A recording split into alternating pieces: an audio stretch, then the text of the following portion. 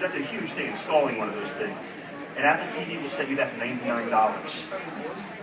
You hook that up with an HDMI cable to a projector, or if you have projectors that's not HDMI, you hook it to make a VGA adapter, it's maybe another $30. But it's still a remarkable cost savings over what it costs to use a smartboard. It's portable. In other words, once you mount a smartboard in a classroom, it's stuck in that classroom. An Apple TV, I had one, again, we tried this in the experiment last year, I would carry it from class to class with me, just hook it up to whatever room I was in. So, incredibly important. Again, for $99, as I said before, it's great for group work. The idea that kids can instantly present what they've been working on in the class. I'm going to show you in a moment some examples of digital storytelling that I do with my students. It's great for that. Kids can work on stuff at their desk and then immediately present it to the class.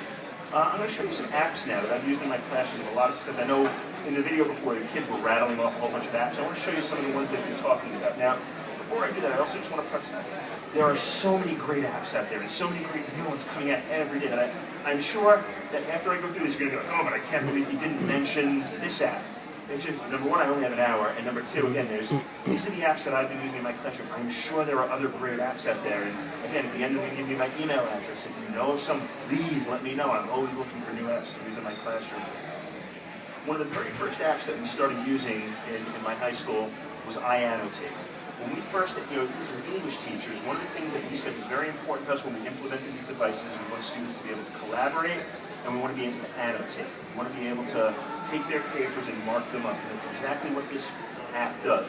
It allows me to take PDFs, or actually other file formats now, and insert everything from comment bubbles, underline, cross out, insert my own handwriting. I can even insert voice recordings into their papers. I'm going to show you an example of that in a moment.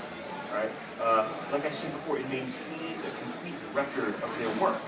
Over 4 years, it keeps everything they've worked on with my comments, so a paper never gets lost. Let me show you what iAnnotate looks like. They just did an update to it. So here's a paper that one of my students submitted in iAnnotate. He didn't do that well on it. You'll see when I scroll to the bottom.